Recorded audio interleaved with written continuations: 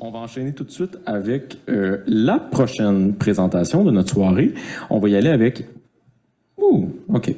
Maria Galipo, en fait, qui est doctorante en biologie moléculaire, sous la supervision du docteur Jennifer Estal. Oui? Cool! Nice! OK. Et elle va nous présenter ses recherches, en fait, sur les liens entre une mutation génétique et le diabète.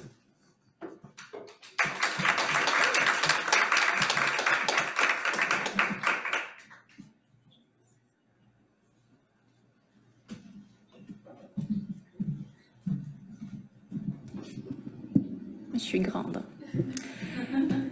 OK, donc bonsoir tout le monde. Je suis super contente d'être ici. Je remercie BistroBrain justement pour l'invitation ce soir. Puis, c'est ça, moi je suis à l'Institut de recherche clinique de Montréal, qui est vraiment pas loin d'ici, si vous, croisement Avenue des Pins, Saint-Urbain, donc c'est vraiment pas loin. Puis, ce soir, je vais continuer la lancée en vous transportant dans mon univers quotidien que j'intitule « Un diabète instable, PGC le coupable ». Et lorsque je parle de PGC, je parle d'une protéine, mais pas des protéines que vous consommez tous les jours qui se retrouvent soit dans le lait ou dans les produits laitiers ou la viande. Je parle pas non plus des protéines qu'on retrouve sur les étiquettes des valeurs nutritives. Lorsque je parle d'une protéine comme PGC, je parle d'une protéine qui a une forme en 3 dimensions bien spécifique, une protéine que je produis, que vous produisez aussi et qui possède un rôle bien précis dans notre corps. Mais le corps humain produit des milliers de protéines différentes, mais moi, dans mon doctorat, c'est vraiment PGC, la protéine qui m'intéresse. Et dans mon laboratoire, nous avons découvert que PGC, c'est une protéine qui est parfois très instable. Mais qu'est-ce que instable veut dire? Donc, pensez à un réseau Wi-Fi.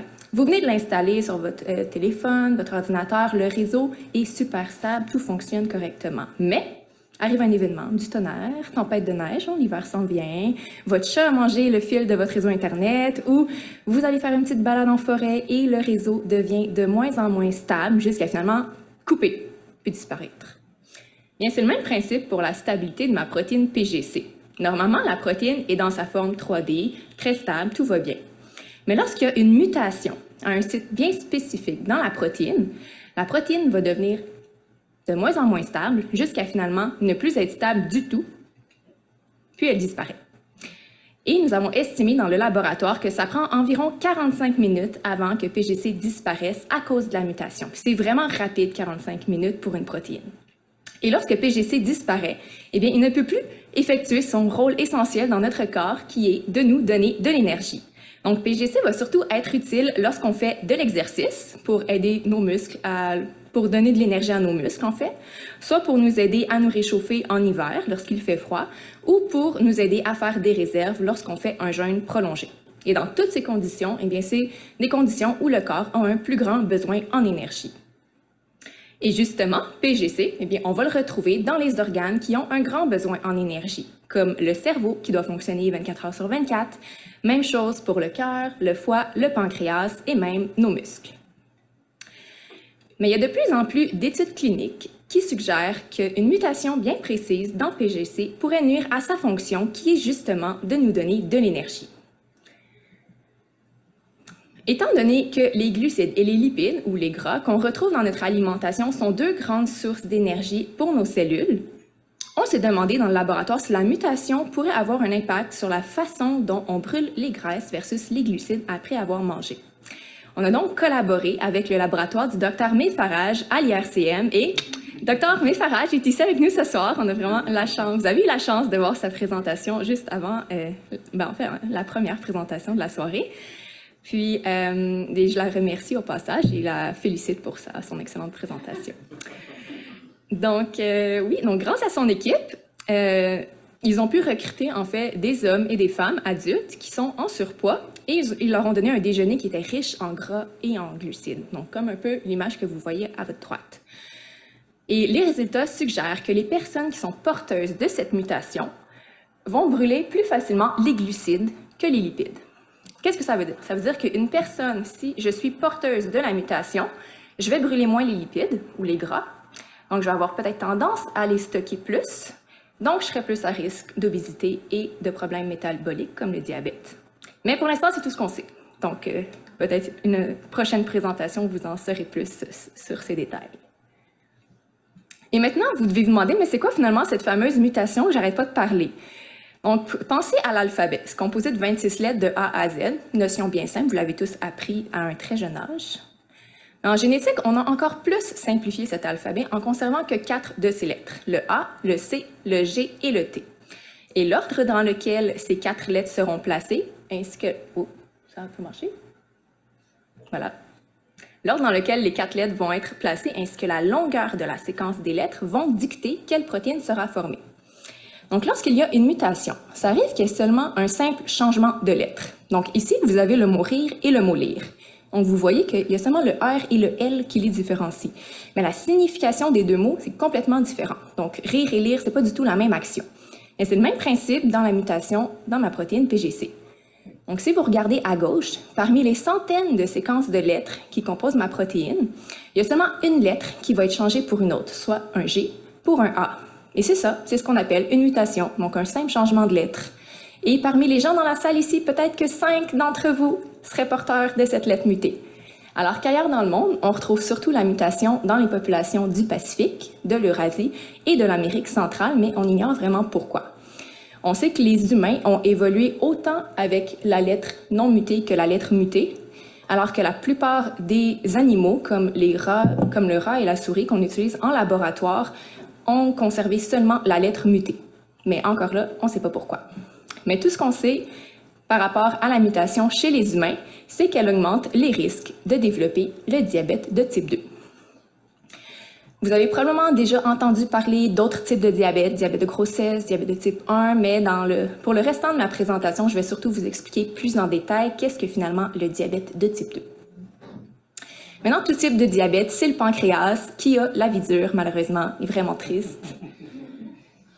Donc, chez une personne en santé ou un pancréas en santé, le pancréas va produire une hormone que l'on appelle l'insuline, que j'ai représentée sous forme d'une clé. Pourquoi? Parce que l'insuline va agir comme une clé qui va venir ouvrir une porte qui se trouve au niveau de nos organes.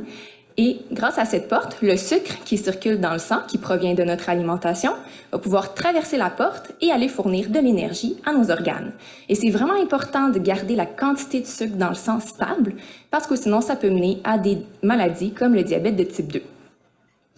Et il y a plusieurs facteurs de risque au diabète de type 2 comme l'obésité, dont Dr Méfarage a parlé plus tôt. Il y a aussi le manque d'activité physique. Il y a les facteurs génétiques comme la mutation dans ma protéine PGC. Et il y a aussi les mauvaises habitudes alimentaires à long terme. Donc, imaginez une personne qui va consommer régulièrement des aliments riches en gras et en sucre à long terme, ou même quelqu'un qui peut-être qu'on va au McDonald's très régulièrement, presque à tous les jours, eh bien tout le sucre qui se trouve dans l'alimentation va finir par se retrouver dans votre sang, ou dans le sang d'une personne qui consomme énormément de sucre. Mais pour garder le sucre dans le sang le plus stable possible, le pancréas va devoir produire d'énormes quantités d'insuline, ou des quantités de petites clés. Et comme quelqu'un qui travaille trop finit par s'épuiser ou un étudiant en fin de session devient de moins en moins productif, fait des erreurs, eh bien le pancréas aussi, à force de devoir produire trop souvent de petites clés ou trop souvent d'insuline, le pancréas finit par s'épuiser. Et lorsqu'il s'épuise, il va produire de moins en moins de bonnes clés et il va commencer à produire des clés qui deviennent défectueuses. Et lorsque le pancréas produit des clés qui deviennent défectueuses, c'est ce qu'on appelle de la résistance à l'insuline. Donc, ça veut dire la clé d'insuline ne peut plus aller ouvrir la porte qui se trouve au niveau de nos organes. Donc, le sucre va les cogner, mais ne peut plus rentrer. Donc, il va rester dans la circulation sanguine, il va s'accumuler et c'est vraiment pas bon parce que le sang circule partout dans notre corps. Donc, trop de sucre dans le sang, ça peut autant affecter nos yeux, nos reins, nos nerfs, qui sont des complications très courantes chez des personnes atteintes de diabète de type 2. Donc, au cours de mon doctorat, nous avons découvert que la mutation dans PGC affecte sa stabilité en rendant la protéine moins stable, mais l'enquête est loin d'être terminée. Il me reste toujours à déterminer quel va être l'impact de la mutation sur le rôle que PGC va jouer dans notre corps, quel va être l'impact sur la façon dont la protéine va se replier sur elle-même. Désolée, c'est moi qui fais du bruit.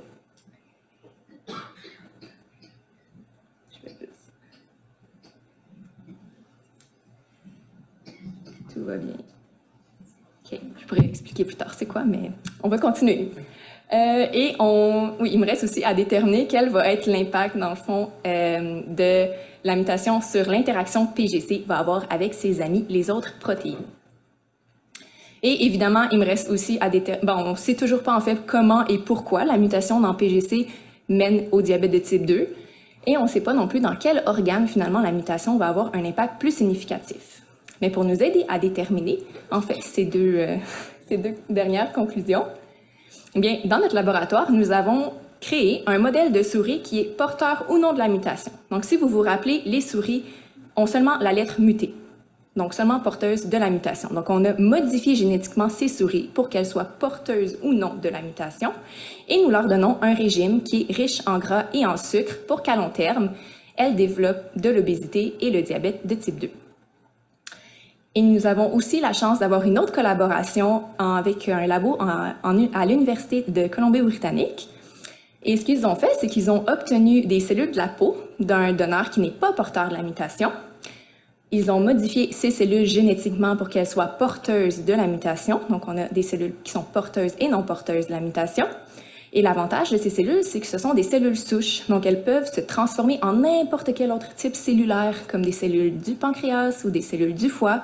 Donc, on est vraiment parti d'une cellule de la peau qu'on peut transformer en n'importe quel autre type cellulaire. Et grâce à ces cellules, ça va nous permettre de déterminer dans quel organe la mutation va avoir un impact plus significatif. Donc, si je récapitule brièvement, dans mon doctorat, nous avons découvert que la mutation dans PGC rend PGC instable et ça pourrait avoir un impact sur la façon dont on brûle les glucides versus les lipides.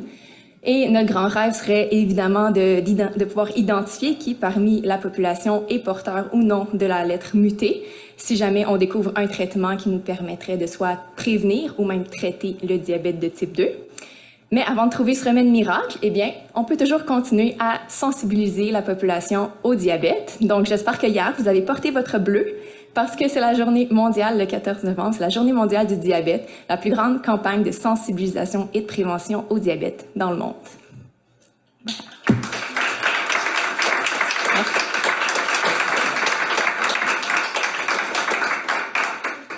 Parfait. Merci beaucoup pour la présentation puis pour les petites images de pancréas heureux et tristes. Pas de questions. C'est très, très beau. Oui, des questions, certainement. D'ailleurs, encore une fois, si vous voulez venir poser des questions, n'hésitez pas à vous lever. Moi, j'en avais une rapidement. Tu as parlé des cellules souches. Moi, je suis pas scientifique du tout, en fait, là, finalement. Puis tu dis, dans le fond, tu prends des cellules souches, puis tu peux modifier ça à ta guise, là, comme tu veux, quand tu veux. Comment qu'on fait ça? Ben, en fait, chaque cellule, pour pouvoir les transformer en un organe bien précis, il y a des facteurs qu'il faut ajouter qui sont spécifiques à un organe précis. Donc, on va partir des cellules souches qui sont dans un stade où on peut les transformer en n'importe quel autre type cellulaire. Donc, on va juste venir rajouter des facteurs qui sont spécifiques. Admettons, si je veux avoir des cellules de pancréas, eh bien, je vais ajouter les facteurs qui vont permettre que mes cellules deviennent des cellules du pancréas. Mais ça peut prendre pour avoir des cellules du pancréas, ça peut prendre jusqu'à 7 semaines avant de pouvoir transformer les cellules. Ouais. Moi aussi, je suis grande. Tu as dit qu'il n'y avait pas encore de moyens qui permettaient de déterminer si un humain ou un autre possédait la mutation. Est-ce qu'on pourrait déduire que les personnes qui ont un diabète de type 2 nécessairement ont une mutation, sont porteurs de la mutation? On ne peut pas nécessairement affirmer qu'une personne qui est diabétique de type 2 a la mutation. C'est aussi, j'ai pas été dans les détails, mais lorsqu'on a une mutation dans un gène, eh bien, on a toujours 2 copies de ce gène. Donc, ça se peut que j'ai une partie qui est mutée, une partie qui est non mutée. Donc, puis c'est aussi une personne qui a le diabète de type 2 n'a pas nécessairement la mutation, mais selon les études qui ont été faites un peu partout dans le monde, on a tout le temps une corrélation que les personnes qui ont la mutation est toujours associée à plus de risques de développer le diabète de type 2. Mais ça ne veut pas dire que les personnes ont nécessairement la mutation quand ils sont diabétiques. Oui, Maria.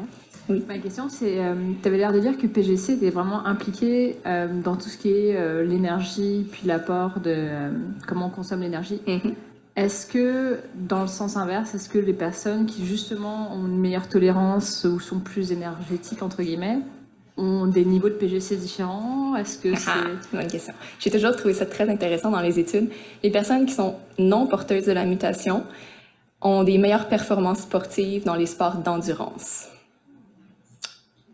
Mais c'est... corrélé à quoi? Est-ce que c'est vraiment un niveau de PGC? Est-ce que c'est... Est-ce que vous voulez le corréler à quelque chose vraiment... Ben, PGC en tant que tel est un régulateur des types musculaires. Donc, il y a des types qui sont plus énergétiques que d'autres, des types de muscles. Puis PGC, lui, va aider à la transformation pour qu'on ait des muscles qui sont comme plus énergétiques, qu'on va utiliser plus pour les sports d'endurance. Est-ce que, par exemple, il y a des études sur des athlètes de haut niveau qui montrent qu'ils ont plus de PGC ou c'est vraiment aller trop loin? Ils ont pas, mais souvent, c'est des études cliniques, donc ils n'ont pas mesuré PGC en tant que tel. Ils font juste associer surtout la mutation avec les types de sport chez les athlètes. Merci. Ouais. Salut, super bonne présentation, c'était vraiment intéressant. Question vraiment naïve. Est-ce que tu dis que la mutation de PGC, ça peut avoir des effets sur différents organes? Puis, est-ce que ça se pourrait qu'une personne ait une mutation seulement dans le pancréas, mais pas dans un autre organe? Non, la mutation, c'est tout le corps. Donc, elle va être présente dans tous les organes à la fois. OK. Fait que si quelqu'un a une mutation, c'est vraiment de façon générale partout dans leur corps. Ouais. Puis, est-ce que c'est une mutation que tu peux développer avec le temps ou est-ce que tu es né avec? Pour l'instant, tout ce qu'on sait, c'est que ça vient des générations avant nous, donc de nos parents.